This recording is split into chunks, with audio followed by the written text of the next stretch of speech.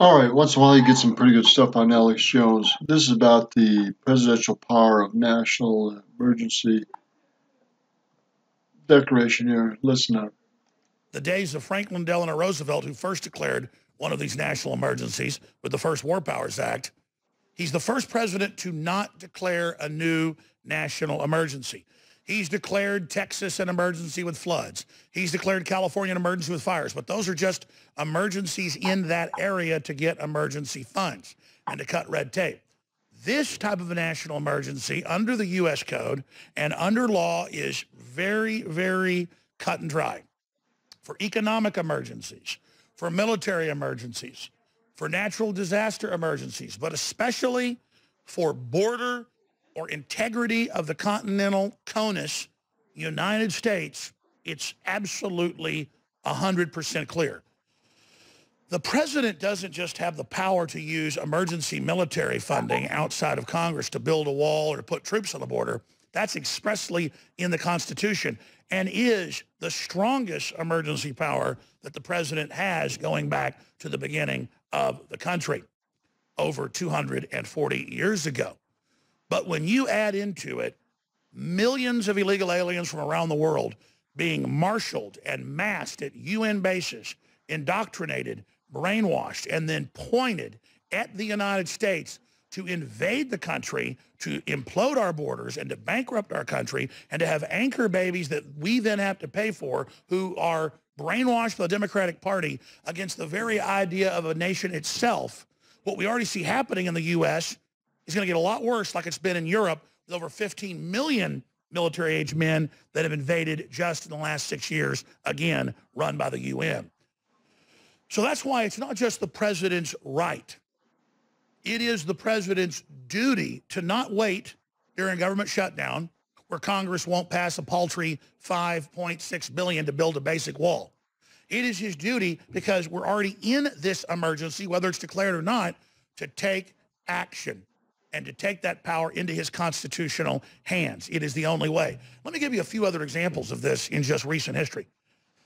10 years ago in 2008, the Secretary of the Treasury went before Congress and he said, if you don't give the private Federal Reserve an unlimited bank check, the first one was $800+ billion, most of it went to foreign banks, we're going to have blood in the streets and tanks in the streets and martial law. That was on the news. He said that before Congress. Look it up yourself. That was using an emergency and fractional reserve banking and scams that have been created by big brokerage houses with fake mortgages sold sometimes 100 times a piece. That's right, the same mortgage sold over 100 times in some cases, usually about 20 times. They used the crisis they created to get, in the final summation, over $5 trillion, over 80% of it sent to foreign, European, and Chinese banks. So Bush and Obama and the globalists maneuvered us in 2008 into that bipartisan scam, holding the nation hostage under total economic crisis and stock market implosion if we didn't give them trillions of dollars. They declared a national emergency to engage in this treason. The outgoing Bush and then Obama said that they would do it if Congress didn't sign on to what they wanted. But the blank check national emergency is still ongoing.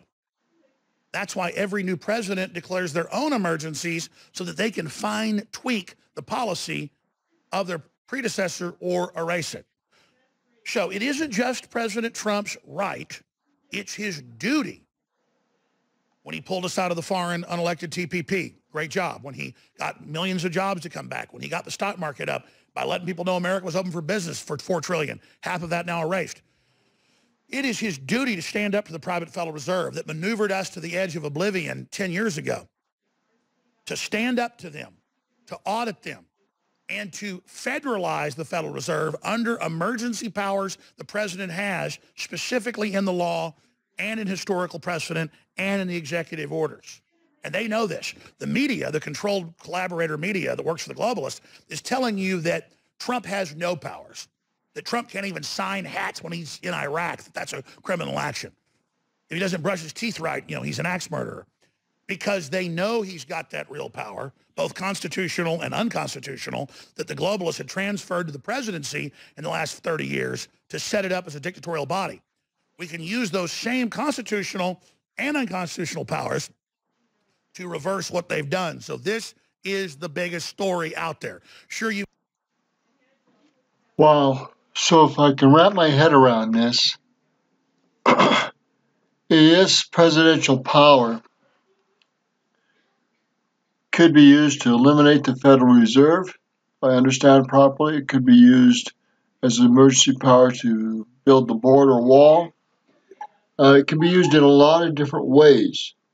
And Trump may be learning and preparing to do this to not only get rid of the Federal Reserve and get it out of here and to get rid of the national debt, but he could use it to also build the southern wall. This is the biggest news I've ever heard in my lifetime. Wow. I hope this happens to get rid, so we can get rid of the Federal Reserve.